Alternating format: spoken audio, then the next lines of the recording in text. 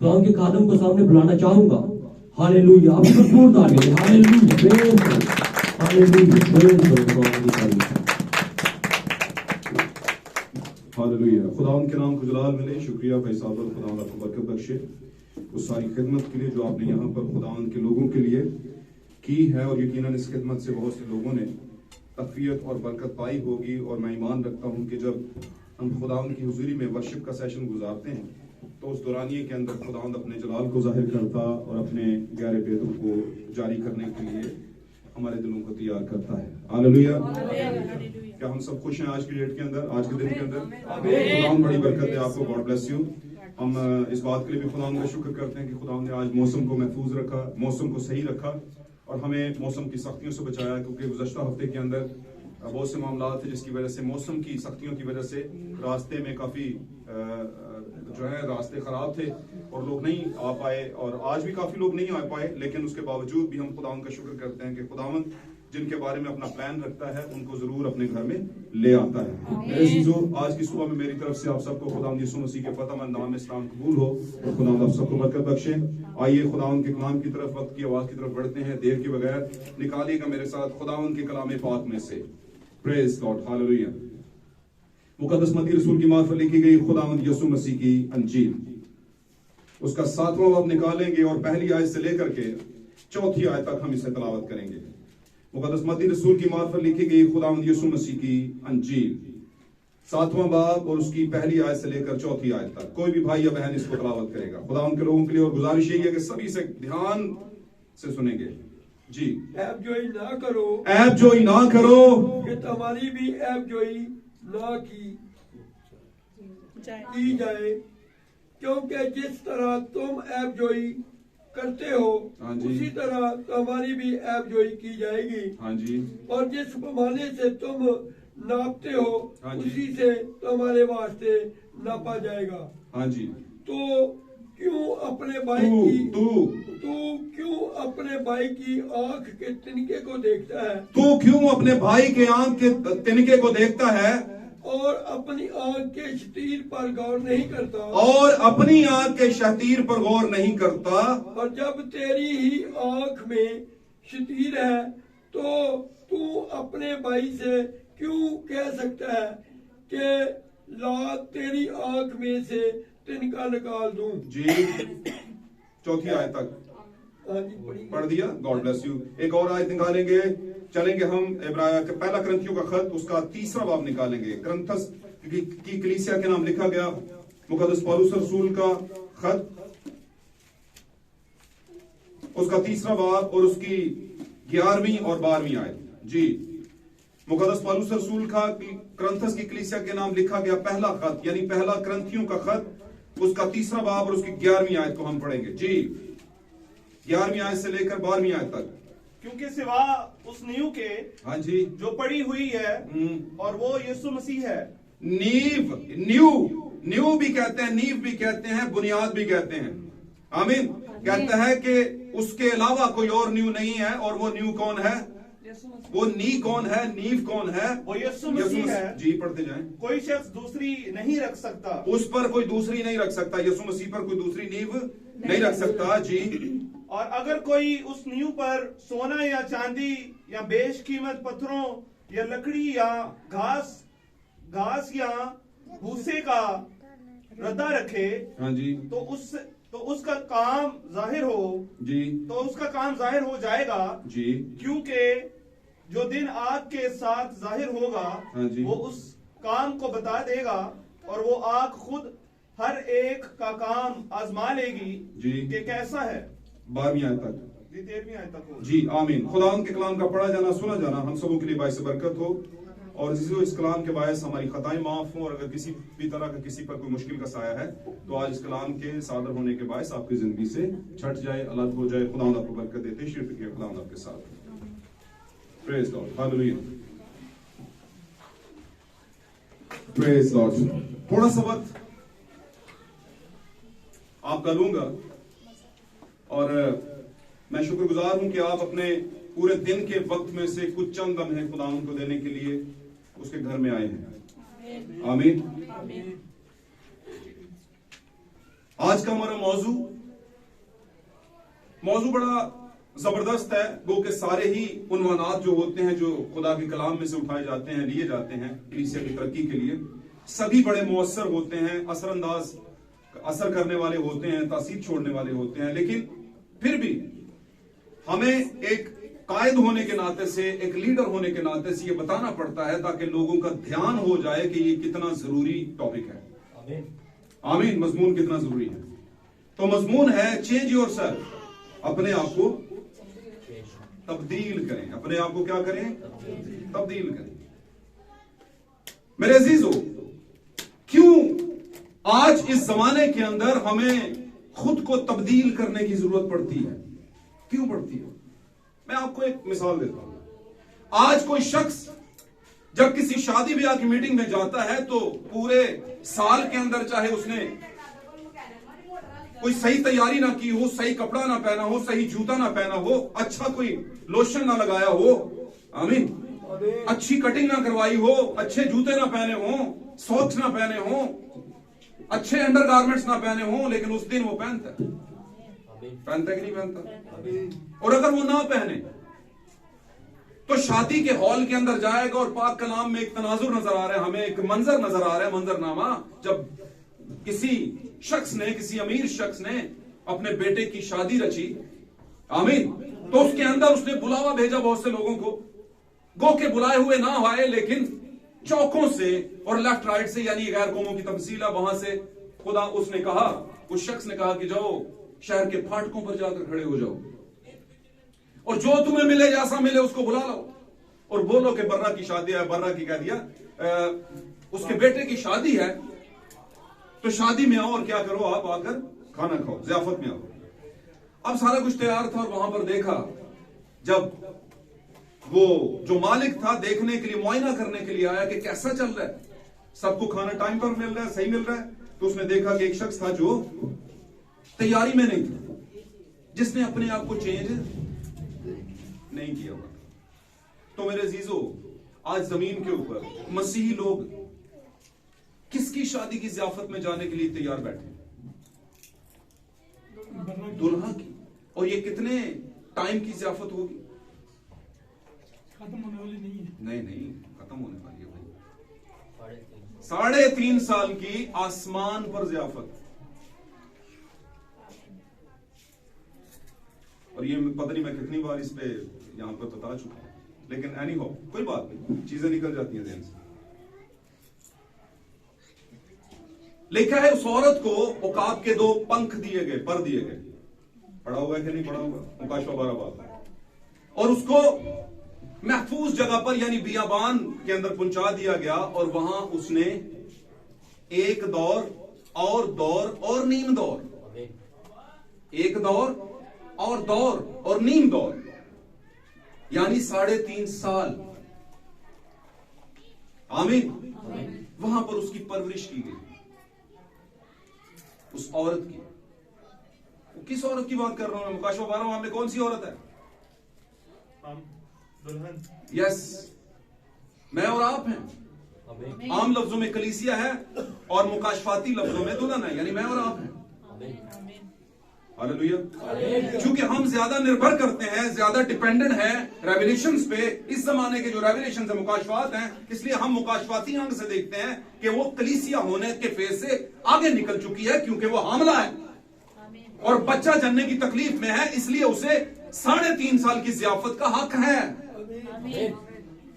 बात समझे मेरे अजीजों? Change yourself. मैं थोड़ी सी बात करता चलूं इसके बीच में ही। जब एक कलीसिया ही रहती है और उसकी बॉडी में, उसके फिजिकल एटीट्यूड में और फिजिकली इनर साइड और आउटर साइड पर कोई तब्दीली नहीं आती, बीज को कंसीव करने के बावजूद भी, तो वो भांज कलीसिया होती है। और ये औरत जो आसमान पर पहुंचाई गई 3.5 साल के लिए, आमीन, ज़ियाफत के अंदर, इसकी एबिलिटीज है कुछ, इसने खुद को चेंज किया हुआ है और ये चेंज की गई है। आपको पता है ना, चेंज करने के लिए कुछ चीजें पड़ी हैं, आप पैसा भी लगा लें, चीजें ले भी आए, सुबह से शाम तक टाइम भी कंज्यूम कर लें, उसको इस्तेमाल कर लें टाइम को भी, सारा दिन लगा दिया, सारे जूते कपड़े उतले पितले सब चीजें ले आए, है ना, पहनी फिर भी नहीं। कल पालूंगा भाई, ईद नंग जे ते तंबा बोले बोले बोले बोले, ईद नंग के जावे ते तंबा फूकना। तो ईद का मतलब क्या है वैसे, कौन बताएगा? खुशी, खुशी का दिन। तो रोजे का की मतलब है? मातम का दिन, रोजे आह भरने का दिन, दुख का दिन। यसु ने कहा ये मातम नहीं कर सकते। हम चल रहे हैं वहीं पे कि ये औरत अवेलेबिलिटीज को चेंज कर रही है, यानी जो इसे अवेलेबल किया गया, जो इसे दिया गया, उसने इसे क्या कर लिया, मेरे लिए तेरे कॉल के मुआफिक हो। एक जमाना था, एक कुंवारी ने ऐसे लफ्ज कहे थे, हालेलुया, और वो कुंवारी से सारी दुनिया वाकिफ है। लेकिन एक और कुंवारी है जिससे सारी दुनिया वाकिफ है, लेकिन कोई एक है जो उससे वाकिफ है। वो कौन है? उसका दुल्हा, वो वाकिफ है। समझ रहे मेरी बात? दुल्हा वाकिफ है। हालेलुया। क्योंकि इस दुल्हन को मैन्युफैक्चर किसने किया है? इस दुल्हन को मैन्युफैक्चर किसने किया? मैन्युफैक्चर का मतलब समझते हैं? मैं आपको एक बात बताता हूं। किसी अंग्रेज का बच्चा उठा लें, उठाने का मतलब ले लें, उठाना नहीं है, किडनैपर नहीं बनना, और अडॉप्ट कर लें। अमेरिका गए, वहां से गोरे का बच्चा ले आए, गोरे का बच्चा लाके नारोवाल के किसी गांव के अंदर डंगर चारण दिला दो, बड़ा होगा क्या बोलेगा? बोलेगा क्या? पंजाबी, तोतियां लंगोटियां, है ना। तुसी ਉਹਨੂੰ ਕਹੇ ਤੂੰ ਤੇ ਗੋਰਾ ਹੈ, ਕਹੇਗਾ मैं की करना भाई, ਮੈਨੂੰ अवेलेबिलिटीज जो ਦਿੱਤੀਆਂ ਗਈਆਂ मैं ਉਹਦੇ ਚ ਰਹਿਣਾ। अवेलेबिलिटी का मतलब जो कुछ आपके पास हो, अवेलेबल हो। समझ आंटी गाल दी सादे लफ्जां च। तो भाई माहौल बड़ा असर छोड़ता है, बुरी सोबतें अच्छी आदतों को। एवं ही लोग की, कल की एक मीटिंग थी शाम की, मैंने कल यहां पे जिक्र किया, तो मैंने कहा एवं ही लोग की 10-10 हजार रुपया बच्चे की फीस दे छड़ते नहीं। कोई तो बचा हुए कि पागल थे नहीं लगते हो, क्यों जी? बीकन हाउस में एवं ही लोग बच्चों को पढ़ाते हैं। क्यों पढ़ाते हैं? क्यों जी? दसो मुझे। अच्छी तालीम, अच्छा माहौल है। यस, आमीन।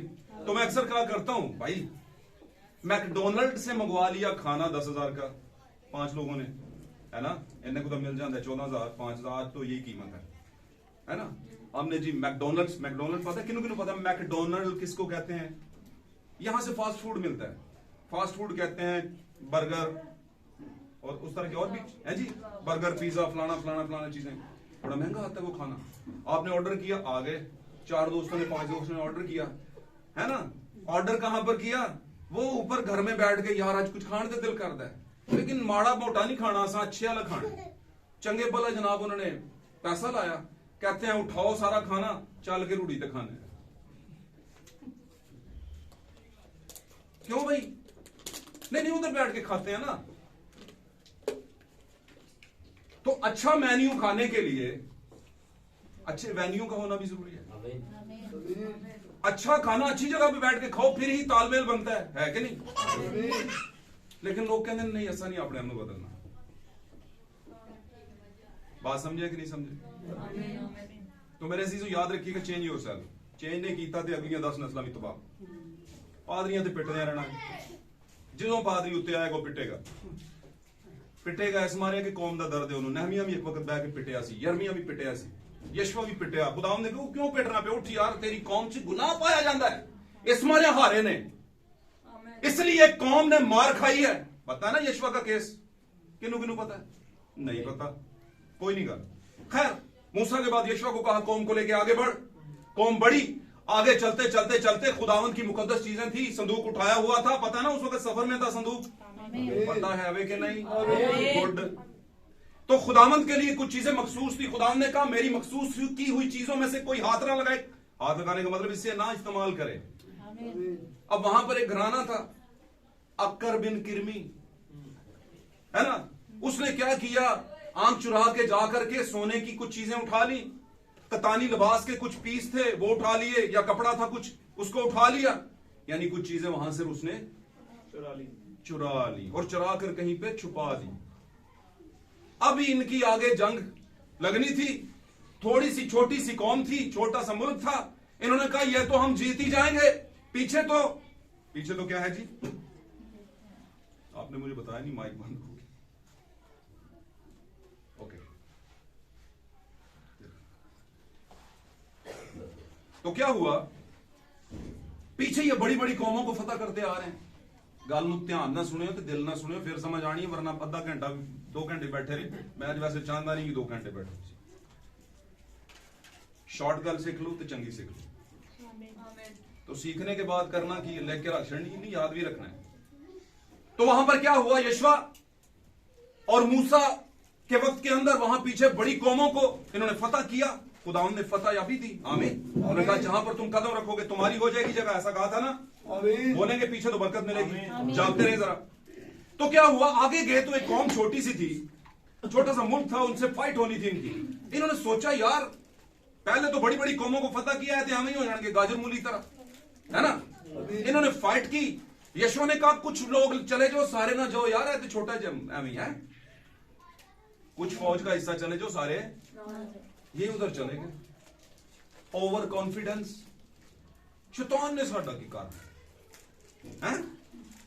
वो पींदे ने, वो पींदे ने, सानू की लगे, असां ते वैसे बहना विच जाके, है ना।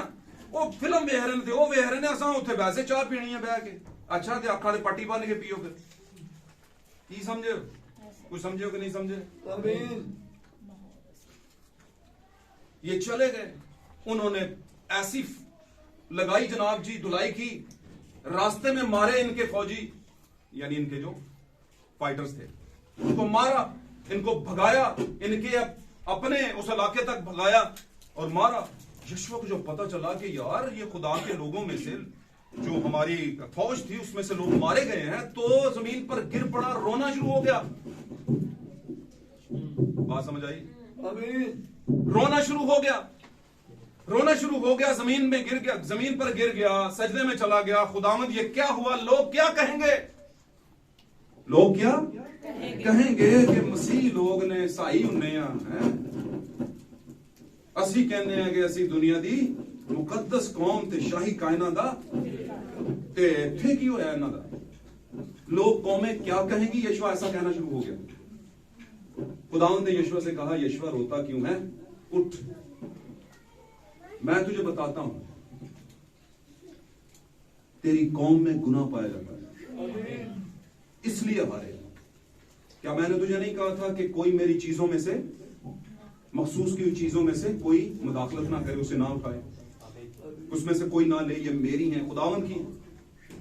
उसने कहा अच्छा, उसने कहा तरीका भी मैं तेन दस ना किंज कढ़ना इन्हां दे विचों चोर। समझे बात को? तो मैं आपको मुख्तसरन बता रहा हूं, बाइबल में बड़े बड़े वाकयात हुए हैं, स्टोरियां नहीं है। The Bible is not a book of tales, fairy tales, okay? ये इवेंट्स की किताब है, यहां पर कुछ हुआ है, कोई इवेंट हुए हैं, बात समझे हैं? ओके, तो क्या हुआ भाई, जब आप अपने आप को बदलते नहीं, कहीं पर गंद पड़ा होता है, तो फिर नाकामी ही नाकामियां। भूल जाए औलाद ठीक होगी। मैं आज आपको बार बार, मुझे औलाद की बड़ी फिक्र होती है, मैं इसलिए औलाद की बात करता हूँ। भूल जाए आपकी औलाद ठीक होगी, बल्कि मैं ये कहूंगा 100% वो खराब ही होगी। सही कह रहा हूं। वजह क्योंकि आप में इतना दम नहीं था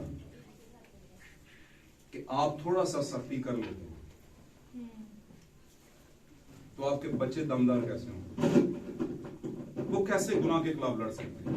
2 मिनट में गिरेंगे, 2 मिनट ऐसे। फिर मैं कहता हूं जिंदगी के मुख्तलिफ फेजेस होते हैं, फेज मतलब मरहले होते हैं, और उन मरहलों को अबूर करते हुए एक ह्यूमन बीइंग, जो एक इंसान है, आगे बढ़ता है, बचपन पैदा होता है, चलते चलते चलते। इसी तरह उसकी जिंदगी के जो फेजेस होते हैं, उसको सिखाने के भी मुख्तलिफ फेज होते हैं।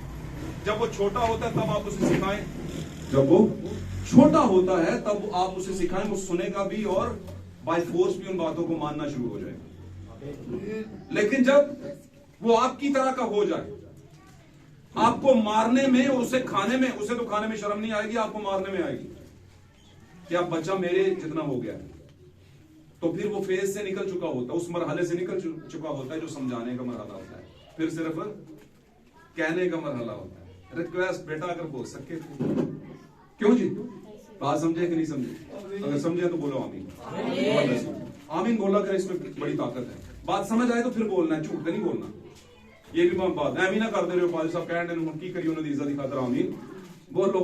जिनको नहीं समझ आती वो बेशक ना बीच में बोला करें, लेकिन जिनको समझ आती वो बोला करें आमीन। तो क्या हुआ? चेंज योरसेल्फ मेरे अजीजों, अपने आप को बदलें। खुदा ने आगाज में प्योरिटी के साथ, परफेक्शन के साथ दो ह्यूमन बीइंग बनाए, दो इंसान बनाए आमीन। दो ह्यूमन बीइंग बनाए, वो आदम और हवा थे, उनमें गुनाह ना था हालेलुया। लेकिन कहीं ना कहीं पर प्रॉब्लम इब्लीस ने क्रिएट कर दी। फिर वहां से लेकर के हर किसी को जरूरी पड़ गया कि वो अपने आप को चेंज करे, अपने आप को बदले हालेलुया हालेलुया। आज हमने कॉन्टेक्स्ट में से दो हवालाजात पढ़े, एक बुनियाद के मुतालिक और दूसरा तब्दीली के मुतालिक। तू अपने भाई की आंख का तिनका क्यों निकालता है जबकि तेरी अपनी आंख में शतीर है। लेकिन इसका मतलब ये नहीं कि तब्दील अगले की तिनका निकालना ही नहीं, लेकिन उसका निकालने से पहले अपना शतीर पहलों कट लेना है। गल समझ रहे हो भाई जी? असि वाल क्यों कटाइए, ਤੁਹਾਡੇ तो एडे लंबे ने। गल समझ रहे हो?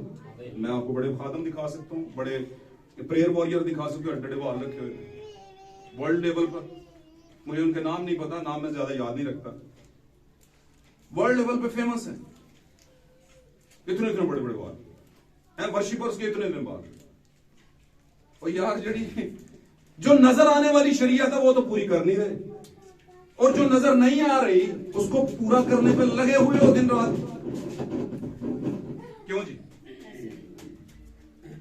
5 कुंवारियां समझती थी कि हम भी अंदर बोला करें, जाएंगे। लेकिन हुआ क्या था? क्या वो चली गई? जा ही नहीं सकती। आमीन आमीन। ये प्रॉब्लम रहेगी, और ये मेरे टाइम पे आती है प्रॉब्लम। ओके, इनको देखें यार, एक दिन का मामला नहीं। ओके, तो खुदावंद बरकत दे आपको। चेंज योरसेल्फ, अपने आप को बदलें, सबसे बड़ा काम यही है। बाज़ औक़ात लोग शतीर निकालने के चक्कर में पड़े होते हैं, मिसाल के तौर पर लोगों को बदलने के चक्कर में पड़े होते हैं और खुद को नहीं बदलते। हालेलुया। हालांकि नेसेसरी जो है वो सबसे पहले खुद को बदलना है, खुद मैट्रिक करना है, फिर मैट्रिक में बच्चों को पढ़ाना है। हालेलुया। सबसे पहले आपको खुद ईमान की फंडामेंटल पता होनी चाहिए, ईमान की खूबियां पता होनी चाहिए, एक बिलीवर कैसा होता है खुद पता होना चाहिए। उसके बाद फिर आप उसको दूसरे लोगों में स्प्रेड करें या टीच करें, तो बात बनती हुई नजर आती है। हालेलुया। लेकिन आप कहें कि मैं नहीं और दूसरे, तो फिर बात बनती हुई नजर नहीं आती। मिसाल के तौर पर दुनिया के अंदर सर्दी आती है, गर्मी आती है। क्या आती है? बोले। सर्दियों के अंदर आप बोले मैं विंटर को बदल दूं, आप बोले विंटर ना हो और मैं कुछ करके विंटर बदल दूं। विंटर नहीं बदल सकते आप, खुद को बदल सकते। बात समझे? अब विंटर में सख्त सर्दी है, 12वें महीने में, पहले महीने में, दूसरे में ओके बर्फबारी चल रही होती है, और आप बोले किसी तरीके में बर्फ रोक दूंगा, रुकेगी? किसी तरीके से ठंडी हवाएं रोक दूं, रुकेगी? नहीं। किसी तरीके से मैं इस हॉल का एनवायरमेंट चेंज कर दूं, आमीन, ठंड को रोक दूं, नहीं रोक सकेंगे। एक काम आप कर सकेंगे, हीटर जला देंगे, स्वेटर एक पांदे सो 2 पा लोगे, है ना? सॉक्स पतले पहनते थे, मोटे पहन लोगे, जूते जरा नीचे तक पहनते थे, जरा कॉलर वाले पहन लोगे, उत्ते वाले, है ना, ऊंचे लॉन्ग शूज। तो जो आप कर सकते हैं वो कर सकते हैं, वो करें भाई। जो आप कर सकते हैं वो तो करते नहीं, है ना? अपनी अकदा शतीर काटना चाहते हो, वो काटते नहीं, दूसरे के लगे हैं चेंज करने। आज समझे? बोले आमीन। तो भाई हमें दुनिया को चेंज नहीं करना, ना ही साढ़े करना होएगी। की ख्याल है? दुनिया हमारे चेंज करने से चेंज होने वाली, क्योंकि दुनिया की हालत, इसलिए उसने कहा कि तुसी मेरी मानत मान जाओ भाजी, ताड़ा कोई एक बच्चा मेरी मानत मान जाए। क्या ख्याल है? बहुत सी माएँ दुनिया के अंदर होती हैं, वालिदैन होते हैं, वो जिस चर्च में जाते हैं उनका जो पास्टर होता है, वो के सभी पास्टर की लोग रिस्पेक्ट करते हैं, ऑनर देते हैं, और देनी भी चाहिए। आमीन। लेकिन कुछ माएं अपने दिल में सोच लेती हैं कि काश मेरा बच्चा भी कुछ इसी तरह का एटीट्यूड लेकर ऊपर डाइस पर आए। क्यों जी? सोचते हैं कि नहीं सोचते? तो ये वो वक्त होता है जब आप अपने दिल में सोचते हैं कि हमारा बच्चा भी इसी की तरह बन जाए, अच्छी हालत में चला जाए, है कि नहीं? अच्छे मकाम पर चला जाए। और मैं समझता हूं दुनिया के अंदर engineer, chartered accountant, architecture, doctors, consultants, ethics और भी बहुत से लोग हैं जिसको आप कहते हैं कि थियोलॉजियंस, और बहुत से ऐसे हैं जो अपना अपना मकाम बना के बैठे हुए हैं। लेकिन अगर उनके पास ये वाला मकाम नहीं है, ईमान वाला मकाम नहीं है, स्पिरिचुअल डिलीवरेंस का मकाम नहीं है, वो किसी को स्पिरिचुअल डिलीवर नहीं कर पा रहे, तो वो अधूरे हैं। क्योंकि याद रखना, अपने आपके दुनियावी मकाम एक वक्त आएगा खत्म हो जाएंगे, वो खत्म होने वाले हैं। आपके दुनियावी मकाम का मतलब ये है जो स्टेटस है आपके, वो खत्म हो जाएगा। मैं यहां तक कहूंगा कि दुनिया की बादशाहों के मुतालिक यह है कि जो दुनिया के बादशाह रियासतें हैं वो भी डिवैल्यूएट हो जाएंगी, खत्म हो जाएंगी, लेकिन रहेगा नाम सदाती का।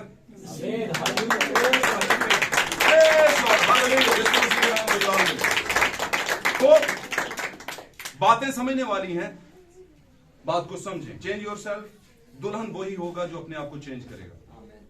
और चेंज हुई दुल्हन जो है, आमीन, ये उसका पहला फेज है, मैंने बताया था। चेंज हुई जो औरत है वो दुल्हन है, दुल्हन के रूप में तैयार हुई, और फिर उसके बाद उसने बीज कंसीव किया ताकि कुछ ना कुछ चेंज लेकर आए अपने फिजिकली कंडीशन के अंदर। और जब फिजिकली कंडीशन में चेंज आया है तो उसके बाद उसको उठा लिया गया है ईमान के दो फरों के साथ। ये है एक चेंजेबल जो कलीसिया है या बिलीवर्स हैं उनका खुदावन की तरफ उठाए जाना। और बात चल रही थी जियाफत की, और जियाफत है 3.5 साल की, और वो आसमान पर है, जमीन पर नहीं है। आमीन।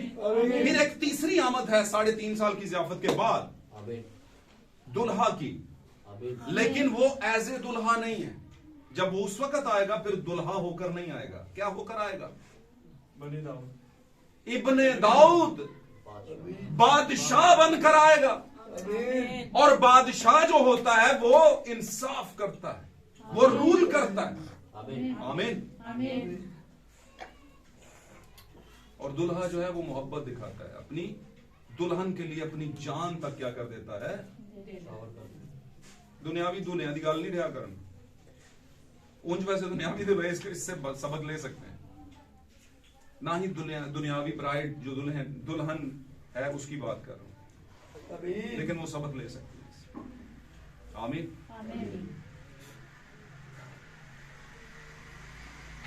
तो क्या करना है? हमने अपने आप को कोशिश करनी है चेंज करना। चेंज किससे करना है? पाक कलाम में लिखा है, खुदावन ने कहा, उसने कहा 7वें कलीसिया जमाना में, आज के जमाने की कलीसियाओं को कहा, लुदीकिया की कलीसिया के मुताल्लिक खुदावन ने कहा कि मुझे तुझसे ये शिकायत है कि तू समझता है कि तू सब कुछ जानता है लेकिन तू कुछ नहीं जानता, क्योंकि उसने कहा तू समझता है तू दौलतमंद हो गया है और तुझे किसी चीज की कमी नहीं, लेकिन नहीं जानता कि तू अंधा है, कमबख्त है, ख्वार है, गरीब है और नंगा है। और मैं इस सिलसिले में तुझे कहता हूं कि चेंज योरसेल्फ। लुदीकिया की कलीसिया, अपने आप को बदल, और बदलने के लिए मैं तुझे बताता हूं कि तेरे पास क्या होना चाहिए। उसने कहा तू मुझसे आग में तपाया हुआ सोना खरीद ले ताकि तू दौलतमंद हो जाए। महीन कतानी लिबास ले ले ताकि तेरा नंगापन जो है वो ढांपा जा सके। आंखों में लगाने के लिए सुरमा ले ले ताकि तेरा अंधापन जाता रहे। और ये चीजें जब तेरे पास होंगी तो फिर तू बख्त का मारा नहीं होगा। आमीन। फिर तू बदनसीब नहीं, बदबख्त नहीं कहलाएगा, बल्कि बख्तों वाला कहलाएगा, किस्मत वाला कहलाएगा। आमीन। तो ये है मेरे अजीजों, चेंज योरसेल्फ। आज कलीसियाओं को खुदा आवाज देता है कि अपने आप को क्या कर लें, चेंज कर लें। तो एक और तरीका है, लोग कहते हैं ओके हम चेंज कर लेंगे, हम खुदावन का दिया हुआ सुरमा ले लेंगे, ये सारी निशानियां हैं, यानी कि तमसीलें हैं, सुरमा, कपड़े, और सोना और इस तरह की और भी चीजें। क्यों जी? मुकाशफा की किताब अलामतों और निशानात की किताब है, यानी सिग्नल्स और बिल बोर्ड्स की किताब है। बिल बोर्ड्स कहते हैं जो लगे होते हैं बोर्ड्स के यहां से ये चीज मिलती है, या ये चीज इतनी महंगी हो गई, ये चीज मार्केट में नहीं आ गई। देखा आपने चौकों के ऊपर, बड़ी बड़ी रोडों के ऊपर लगे होते हैं, ये चीज आ गई, वो चीज आ गई है। फिर आगे चले तो हमें रोड के ऊपर डायरेक्शन देने के लिए कुछ बोर्ड्स लगे होते हैं, है ना, इधर से राइट हो जाए, उधर से लेफ्ट हो जाए, यहां से आगे देखते हैं अच्छा रेस्टोरेंट कितनी दूर होगा, ऊपर प्लेट चम्मच बना होगा, है ना, चूरी चमचा कांटा, पता चलेगा अच्छा इतने मीटर तक आगे होटल है कि नहीं? गुड। किन्ने किन्ने समझ आन दी अल्लाह मैं मैथ पढ़ा रहा था, तुम सोचते हो गए अल्लाह ने मुश्किल छुपाया है पाजी साहब ने। ओके, लेकिन मुश्किल आज देख लेंगे तो कल को आसानियां आपके लिए हो जाएंगी। क्यों जी?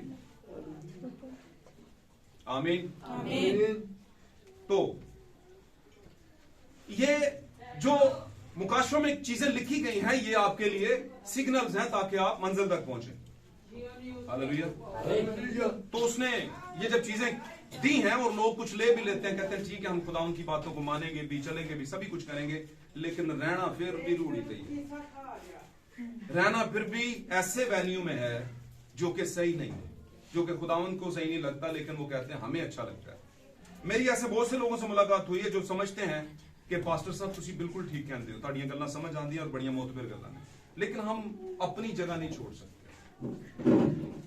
बाकायदा मेरे मुंह पे उन्होंने कहा इस बात को, उन्होंने कहा हम अपनी डिनोमिनेशन को, अपनी मिशन को छोड़ नहीं सकते। तो मैंने कहा ओके ठीक है, लेकिन याद रखना ये चीजें कि ये वाली चीज जो आपने ले भी ली है ये आप पर असर नहीं छोड़ेगी आगे चल के, क्योंकि आपने रद्द किया है। पाक कलाम में लिखा है खुदावंद ऐसा नहीं हो सकता कि मैं बदी को भी अपने दिल में रखूं और तू मेरी सुने। दाऊद ने कहा। हम कहते हैं बदी भी अंदर रहे और खुदा भी हमारी सुनता रहे, तो ऐसा क्या है जी? नहीं हो सकता। आमीन। तो आज हमारा टॉपिक जो था चेंज योरसेल्फ। दूसरी बात ग्रंथियों में लिखा है बुनियाद को ना छोड़ें, और हमारी बुनियाद कौन है? खुदावंद यीशु मसीह। हमारी बुनियाद कौन है? खुदावंद यीशु मसीह। ओके, खुदावंद यीशु मसीह। क्या आज मुझे एक बात बताएं, वहां से शुरू करते हैं। जब यीशु मसीह पैदा हुए थे और उनका कोई नाम नहीं था, फरिश्ते ने पहले ही कहा था कि उसका ये वाला नाम रखना, तो किसका नाम रखा था? क्या पैदा हुआ था? रूह पैदा हुई थी या कोई बच्चा पैदा हुआ? बच्चा पैदा हुआ। उस बच्चे का क्या नाम रखा गया? क्या वही बच्चा जिसका नाम यस्सु था उसी हालत में आज, या 30 साल की हालत में भी जब चला गया था? यस्सु 30 साल का हो गया था, है ना? आमीन। इधर देखते तो क्या उसी हालत में आज यहां पर मौजूद है? क्या बदन की हालत में मौजूद है? क्या खून बदन की हालत में, खून गोश्त की हालत में मौजूद है? तो जवाब आएगा नहीं। क्यों जी? खून गोश्त की हालत में मौजूद नहीं, तो फिर किस हालत में मौजूद? अब लोग कहते हैं कि हम यीशु मसीह की नींव पर रखे गए हैं, पौलुस ने ऐसा कहा। अब जो यीशु ने कहा है हम उसको मानने के मजाज है, उससे आगे जो कुछ कहा गया हम उसको मानने के मजाज नहीं है। हम नहीं मानेंगे। पौलुस ने क्या कहा, क्या किया, हम नहीं मानते, लेकिन उसके बावजूद सिर्फ 2 या 3 चीजें नहीं मानते, बाकी सब मानते हैं। क्योंकि 2 से 3 चीजें, बल्कि मैं 2-3 चीजें कह दी। एक मैं आपको बताता हूं, 100% में से 1% निकाल दिया जाए या 1/2% निकाल दिया जाए, -1/2% जिसको कहते हैं, निकाल दिया जाए, तो क्या वो 100% होता है? होता ही नहीं। तो खुदा ने कहा एक शोशा, ये एक नुक्ता भी कोई निकालेगा तो उसका काम फिर क्या हो जाएगा? किताब हयात में से उसका नाम कट जाएगा भाई। तो अब मामला ये है, वो कहते हैं हमारे मतलब के बीच में से पीस निकाल के इधर रख दो, बाकी तुसी मनो। तो ऐसे नहीं होता, ऐसे ये तो वही बात हो गई कि आप बोलें कि मैं सर्दियों के मौसम को दिसंबर को या जनवरी को बदल दूं और खुद स्वेटर ना पहन, तो ऐसा नहीं हो सकता। आप सर्दी से बच तो सकते हैं लेकिन सर्दी को बदल नहीं सकते। सर्दी तो आएगी। आमीन। तो क्या हुआ? आज यीशु मसीह अगर उसी की नींव पर रखे गए हैं, तो आज यीशु मसीह किस हालत में काम कर रहा है? रूह की हालत में। जैसे उस वक्त दुनिया में आया था, बच्चे की सूरत में पैदा होना पड़ा उसे, आज उसे पैदा नहीं होना पड़ा, आज उसे दुनिया में आना पड़ा। और दुनिया में जब आया है दूसरी बार अपनी दूसरी आमद को लेकर के, रूह की हालत में आया है। और वो रूह आया किन पर था? उस जमाने की कुंवारी के ऊपर, 120 की जमात जो कुंवारी थी। बात समझ रहे हैं? उन पर रूह आया और उन्होंने रूह को कंसीव कर लिया। हालेलुया। वही जिंदगी जो लहू में थी यीशु मसीह के अंदर कई हजार साल पहले, जब वहां पर 2000 साल पहले वो लहू बह गया, वही असल में क्या चाहिए? यीशु मसीह के पाक कलाम में लिखा है उसमें जिंदगी थी और वो जिंदगी आदमियों का बोले नूर थी। किसमें जिंदगी थी? यीशु में जिंदगी थी और वो जिंदगी आदमियों का नूर थी। खून में जिंदगी होती है और खून सारे का सारा 2000 साल पहले यीशु बहाकर चले गए। आमीन। लेकिन याद रखिएगा, वो जिंदगी जो होती है वापस लौटती है जिंदगी देने वाले के पास। आमीन।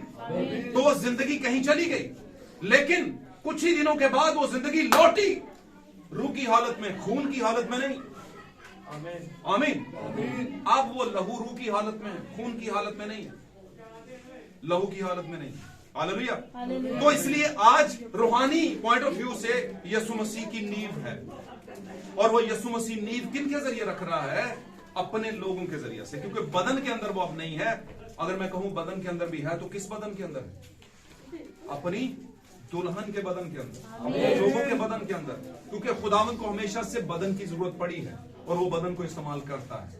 आमीन। और खुदावंद ने पहली आमद में भी एक बदन का इस्तेमाल किया। वो बदन का नाम क्या था? यीशु। यीशु ने दूसरी आमद में भी अपने लिए एक बदन तैयार किया, और वो बदन कौन है? उसकी कलीसिया। आमीन। उसके जरिए से वो अपनी नींव को बरकरार रख रहा है। अब नींव का मतलब यह नहीं होता कि आप मिस्र से तो निकले और यही नींव थी, बस निकले हैं और बचाए ना जाएं। आमीन। नींव का मतलब यह होता है जो सिलसिला खुदावंद यीशु ने शुरू किया था उसे पाया तकमील तक पहुंचाना है। यह है शुरू की हुई नींव, शुरू की हुई बुनियाद। यहां पर मुकद्दस पौलुस रसूल पहले करंथियों के खत के अंदर जिसमें आपने पढ़ा है, उसने कहा हम एक ही नींव के अलावा किसी और को नहीं जानते, नहीं मानते, और वो नींव कौन है? यीशु मसीह है। वो नींव कौन है? यीशु मसीह है। वो फाउंडेशन कौन है? यीशु मसीह है। हालेलुया। तो जब बुनियाद को छोड़ा जाता है, बुनियाद को हम छोड़ के लेफ्ट राइट हो जाते हैं, तो फिर हमें दोबारा से तब्दील होने की जरूरत होती है। आगाज में वो उन्होंने बुनियाद को छोड़ा, पहले दो लोगों ने, आदम और हवा ने बुनियाद को छोड़ा और किसी और की तरफ चल पड़े। हालेलुया। और उनकी नस्ल भी सारी आज तक इसी कंडीशन के अंदर है। इसलिए उनको जरूरी होता है कि नई पैदाइश लेकर के चेंज करें, अपने आप को तब्दील करना शुरू कर दें। आमीन। कलाम में लिखा दिन ब दिन मसीह की रूह में और उसकी हालत में नए होते चले जाओ। आमीन। और नए कौन होते हैं? जो अपने आप को तब्दील करना शुरू करते हैं। चेंज योरसेल्फ मेरे अजीजों, अपने आप को तब्दील करें। आमीन। एक और बात बताता चलो, बनी इस्राइल, मैं समझाने के एक एंगल से समझाने लगा, गौर से सुनिए बात। बनी इस्राइल हालेलुया 400 साल तक कैद में रहे, गुलामी में रहे, गुलामी में रहे बनी इस्राइल उसकी फिरौन की। और बिल आखिर खुदावंद ने जमाने के आखिर में जब वक्त पूरा हो गया, तो उसने अपने नबी को भेजा, मूसा को भेजा। मूसा ने अजायबात दिखाए, बहुत से मौजज़ात दिखाए, और खुदा के जोरे बाजू से नबी के जरिया से उनको बाहर निकाल लाया।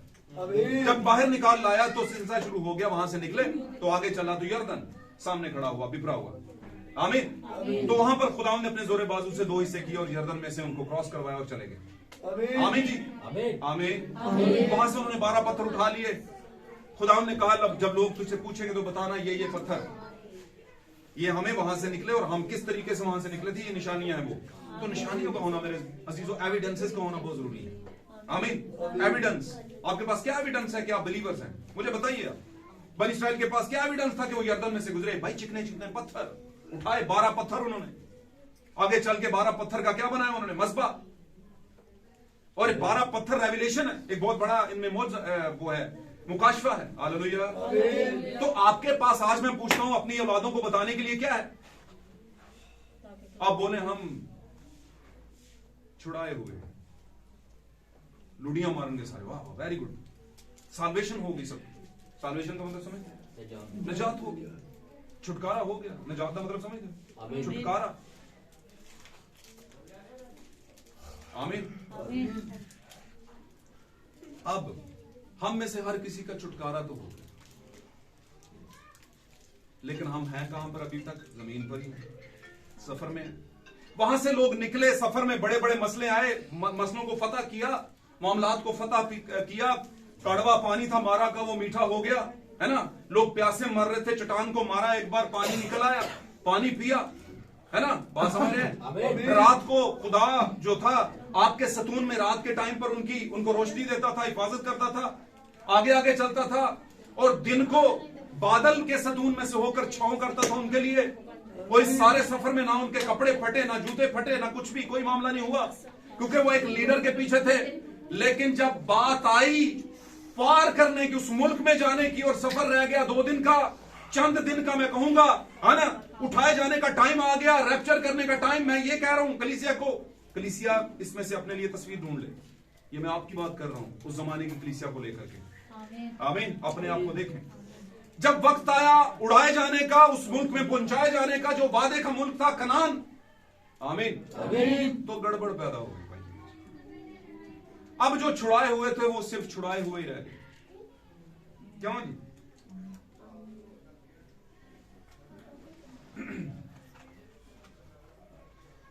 अब क्या मिसाल दूं इस पे? यहां पर किसी पर कोई जुल्म कर रहा हो, क्यों जी, बच्चे पर, तो आप भाग के जाएंगे, क्यों मार रहे हैं यार? उसे बचा लेंगे, उसे क्या कर लेंगे?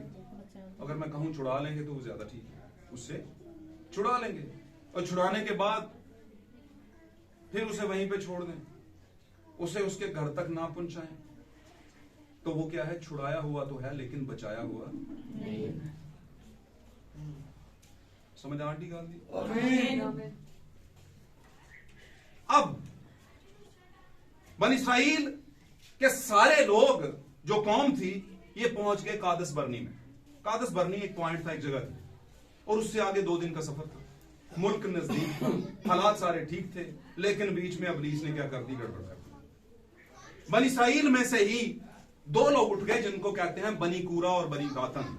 बनी कूरा का मतलब है कूरा की नस्ल में से, और बनी दातन का मतलब है दातान की नस्ल। तो दातान भी इसको दातान भी कहते हैं। दातान की नस्ल में से उठे, और उन्होंने कहा क्या मूसा अकेला ही नबी है? खुदा सिर्फ इसी से बात करता है? हमसे भी खुदा बात करता है। इस बात का मतलब समझे? कौन कौन समझा इस बात का मतलब? इस बात का मतलब आज ही दसो। खुदा सिर्फ अकेले दे नाल बात नहीं करता, वो दूसरे कहते हर भी करता। ओके, अच्छा, तो क्या था? क्या खुदा दूसरों से बात करता था? नहीं करता। खुदा ने हमेशा नबी से बात करता है। खुदा हमेशा किससे बात करता है? और नबी की दी हुई नबूवतों के जरिया से फिर नबी के फॉलोअर्स उसी नबूवत को लेकर के दूसरों से बात करते हैं, अपनी कोई बात नहीं करते। बात समझ आई? अब हुआ क्या? वहां पर उन्होंने बलवा खड़ा किया, और ये बलवा इब्लीस की तरफ से था। उन्होंने कहा क्या मूसा से ही खुदा बात कर सकता है, हमसे नहीं कर सकता? इसका मतलब समझते हैं? इसको कहते हैं फाखर होना, अपने अपलाइंस को डिवैल्यूएट करना। अपलाइंस कहते हैं आपसे पहले जो थे, आपके सीनियर्स जो थे, जिनसे खुदा बात कर रहा था, आप उनसे ऊपर का होने की कोशिश करें। आमीन। जबकि आप सब जानते हैं मूसा is a great leader, great prophet. अपने रीजन के अंदर, अपने वक्त के अंदर उसने उस जैसा कोई नबी नहीं हुआ, और वो वाहिद नबी है जिसके मुतालिक खास तौर पर उस नबी के मुतालिक लिखा है कि मूसा मिस्ले मसीह है। लिखा का मतलब यह है कि हम बयान करते हैं, लिखा नहीं है, बीच में लिखा नहीं है। लेकिन मूसा ने कहा कि मेरे जैसा, तुम्हारे भाइयों में से खुदा मेरे जैसा एक नबी भेजेगा, पैदा करेगा, और वो यीशु मसीह। आमीन। मूसा की जिंदगी के ज्यादातर इवेंट्स यीशु से मिलते हैं। आमीन जी। अब हुआ क्या कि मूसा ले आया आगे चल के, अभी 2 दिन का सफर था, तो बीच में बलवा शुरू हो गया, गड़बड़ पैदा हो गई है जी। अब इमारत बनने को है, बस आखिरी ईंट लगानी थी, कोने के सिरे का पत्थर, तो बीच में नमे आ गया, ठीक नहीं, ठीक नहीं, ये ठीक नहीं। बात समझ रहे? तो भाई जब बन रही थी तब आते, क्यों जी? लेकिन इब्लीस क्या करता है, वो कहता है बनते जरा एंड पे पहुंचेगा फिर बलवा पाऊंगा, फिर गड़बड़ पैदा करूंगा। उसने गड़बड़ पैदा की और लोग मूसा के खिलाफ बोलना शुरू हो गए। और यही वो मकाम था जहां पर क्या हुआ, सांप निकल आए, खुदा ने सजा दी, जलाने वाले सांप, और उनको काटना शुरू कर दिया। और उसमें आपको पता है उसका हल क्या निकाला, फिर जिसके खिलाफ बोलते थे उसी से कहने लगे कोई हल निकाल हमारा। उसने कहा हल ये है कि इसकी तरफ देखो, गाल समझ रहे हो, इसकी तरफ देखो, और जो लिखा है उसकी तरफ देखता था वो बच जाता था। अब बात करने का मकसद क्या है, कलीसिया सफर में है, छुड़ाई हुई तो है। आज पूरी दुनिया की कलीसियाएं, पूरी दुनिया की कह रहा हूं, पाकिस्तान की नहीं, पूरी दुनिया की कलीसियाएं कहीं ना कहीं अपने अंदर समझ बैठी हैं कि हम क्या हैं, छुड़ाए हुए हैं और लुड़ियां मार रहे हैं। अब हम तो छुड़ाए गए, हम छुड़ाए हुए हैं बस। आप सिर्फ बोलो, आप सिर्फ छुड़ाए हुए हैं, लेकिन आप बचाए हुए नहीं हैं, बचाए हुए नहीं। बुलाए हुए तो बहुत थे लेकिन बरगजीदा। तो वहां पर क्या हुआ, हालात खराब हो गए, यहां तक कि मूसा की बहन मरियम वो भी मूसा के खिलाफ हो गई, मूसा का भाई हारून भी मूसा के खिलाफ होना शुरू हो गया, है ना। तो कैसे ये ऐसा हो गया, पादरी दे अपने ही खानदान के लोगों के खिलाफ हो गए। कौन करता है ये, कौन करता है, अबलीस करता है, अबलीस करता है। तो वहां पर खुदावंद का गजब आया। कहने का मतलब यह है मेरे अजीजों, जब तक हम अपने आप को बदलेंगे नहीं, हम वादे की सरजमीन में पहुंच नहीं सकते। और अब जो अपने आप को बदल लेंगे, आमीन, जो अपने आप को बदल लेंगे और कलाम के साथ खड़े होंगे, वो सिर्फ छुड़ाए हुए नहीं होंगे बल्कि बचाए हुए भी होंगे। वो वादे की सरजमीन में जाएंगे और आपको पता है बचाए हुए बहुत थोड़े होंगे। हालेलुया, बचाए हुए बहुत थोड़े होंगे। और ये मैं पहली बार नहीं कह रहा, पाक कलाम में जगह जगह आपको नजर आएगा। लूत के जमाने में भी इतनी दुनिया थी उनके इलाके के अंदर, तो बचे कितने थे, थोड़े से लोग बचे, ऐसे ही थी। और नूह के जमाना में 8 जाने बची थी, नूह के जमाना में 8 जाने बची थी। यीशु मसीह के अपने दौर के अंदर हजारों हजार बनी इसराइल भरा पड़ा था, इतनी बड़ी कौम थी, बड़े बड़े दानिश्वर थे, आलम थे, आलम दीन थे। यीशु की बातें समझ नहीं आती थी, कितनों को समझ आती थी, सिर्फ 12 को। उनमें से 12 में से भी एक को वो बीच फर्क था। और एक लम्हा के अंदर आकर यीशु मसीह ने उसको शैतान भी कहा, उसको कहा कि तुम में से एक शैतान है जो मेरे पकड़वाने का बायस बनेगा। और मैं अक्सर कहता हूं कि कलीसिया में कहीं ना कहीं पर एक बीज रखता है खुदा, खुद उस कड़वे बीज को रखता है ताकि एक फर्क बना रहे। अच्छा क्या है, बुरा क्या है, एक फर्क बना रहे। आमीन। और एक और बात बताऊं, इसलिए भी रखता है कि कंपटीशन बना रहे, एक कंपटीशन बना रहे। कंपटीशन समझे, मुकाबला बने रहे। चंद बातें आखिरी करूंगा, उसके बाद आमीन। क्या आपने कभी शेर को देखा है? साथ यार हाथ तो खड़ा टिल्ले बोल, ऊंचा बोलो। ओके, हाथ नहीं मैंने खड़े करूंगा। मैंने कहा क्या आपने कभी शेर को देखा है? ओके, कभी शेर और शेरनी को कुत्तों की परवरिश करते देखा है? ओके, जब एक बिच जो है बच्चे पैदा करती है तो वो ऑलमोस्ट कितने होते हैं? 12-14 होते हैं, काफी ज्यादा हो जाते हैं। और जब एक शेरनी बच्चे पैदा करती है तो कितने होते हैं? 2, ज्यादा से ज्यादा 2। एक शेर और शेरनी जा रहे थे, मैंने पहले भी बात एक बताई थी। शेर और शेरनी जा रहे थे और साथ में उनका बच्चा जा रहा था। तो शेर का बच्चा क्या होता है? शेर होता है। तो शेर नु अपने बच्चे ते मान शान भी होता है कोई थोड़ा जा, यार शेर है यार, साडा खून है, हमारा खून है ना। जैसे एंड टाइम मैसेज वालों को बड़ा फखर होता है मैसेज देने, ये उकाब ने, उकाब सोण के नहीं, ये सुते उकाब नहीं ने, ये उड़ने वाले हैं, ये पानी में डूबेंगे फिर भी पार मारते रहेंगे, बचेंगे जरूर, है कि नहीं? गौर से सुनिए। हुआ क्या कि ये जा रहे थे और रास्ते में एक नाला आ गया या कोई बीच में कोई गड़ा आ गया, तो गड़ा अबूर करना था, नाला अबूर करना था। शेरनी ने जंप मारा, अब शेर के बच्चे ने जंप मारा तो शेर का बच्चा बीच में गिर गया। नाला इतना बड़ा नहीं था, छोटा ही था। शेर ने उसे पकड़ा, निकाला, उसने कहा फिर इधर आ, फिर जंप मार। उसने फिर जंप मारा, उससे अबूर नहीं हो सका, उससे वो नाला अबूर नहीं हो सका, उसे पार नहीं हो सका। ये समझाने की गर्ज से कर रहा हूं। चीजें होती है समझाने के लिए, ताकि आपको समझाया जाए, आपको थोड़ा बहुत रास्ता दिया जाए, आपको चेंज होने के लिए थोड़ा सा स्टेप दिया जाए। तो हुआ ये, उसने जनाब दूसरी बार तीसरी बार निकाला, नहीं हो रहा, उसको शक होना शुरू हो गया। उसने कहा ये लगता शेर है लेकिन इसमें मिलावट है। और उसने शेरनी से कहा ये मेरा नहीं हो सकता। उन्होंने कहा नहीं नहीं ऐसी कोई बात नहीं। उसने कहा, उसने पंजा मार के अपने बच्चे को मार दिया, और उसने ये सोच के मारा कि अगर ये शेर की तरह जिंदगी नहीं गुजार सकता तो कुत्ते जैसी जिंदगी इसकी मुझे कबूल नहीं है। शेर को शेर जैसी जिंदगी गुजारना जरूरी है। एक मैसेज बिलीवर को मैसेज बिलीवर जैसी फंडामेंटल रखना जरूरी है। उससे अच्छा है कि वो मर जाए। और वैसे मैं देखूं तो मैसेज के बाहर लोग मरे हुए हैं,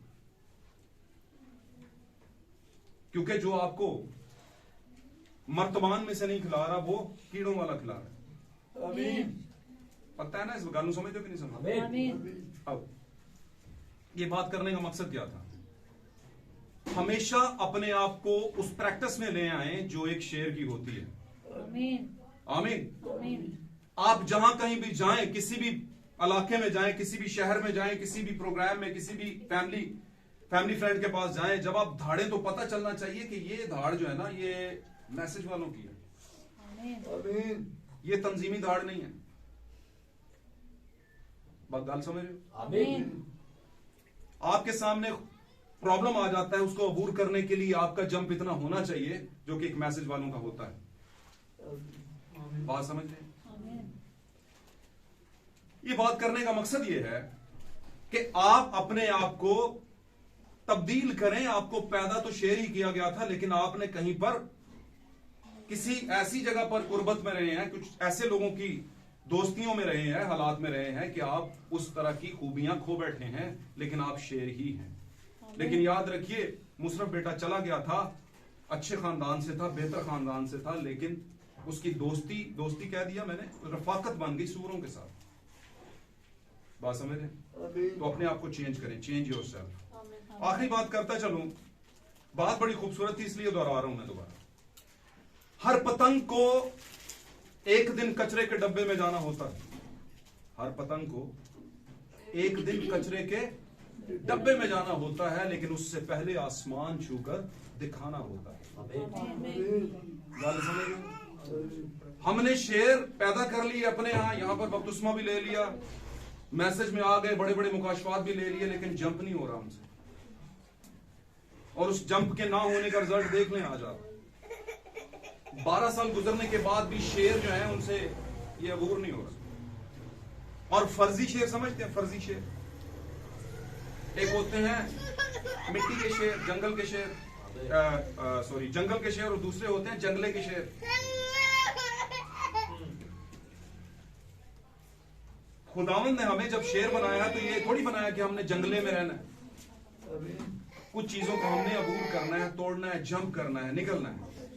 इसलिए अपने आप को बदलें, अपने आप को तब्दील करें, चेंज योरसेल्फ। आप हालात को, दुनिया को बदल नहीं सकते। हालात को, दुनिया को पता कौन बदलता है? यीशु मसीह। वो हालात बदल देता है। बदलता है कि नहीं बदलता? तो जो हालात बदलता है उसकी तरह के बनने शुरू हो जाए। हालेलुया। आपके पास जो है उसके मुताबिक 100% अपना हक अदा करें। 100% हक अदा करने का मतलब है ईमान में 100% हो जाए। हालेलुया। तो चेंज योरसेल्फ मेरे अजीजों, आज का आपको यही लेसन है। अपनी जिंदगी को बदलें और दूसरों का शैतान निकालने से पहले, मैं ये नहीं कहता निकालें ना, निकालें शैतान, तिनका दूसरों का निकालें, लेकिन उससे पहले अपना शैतान पहले साफ करें, जरूर करें। आमीन। पहले खुद को बदलें, फिर दुनिया को बदलें, या उसके बाद फिर लोगों को बदलें और मसीह के पास लेकर आए। खुदा आज के इस कलाम के बाद हम सबको बरकत बख्शे। God bless you all.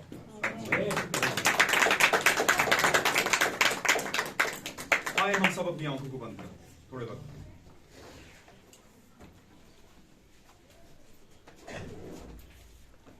अपनी आंखों को बंद करेंगे थोड़ी बार के लिए, गौर करेंगे क्या मैं मसीह में पैदा हुआ हुई और मैं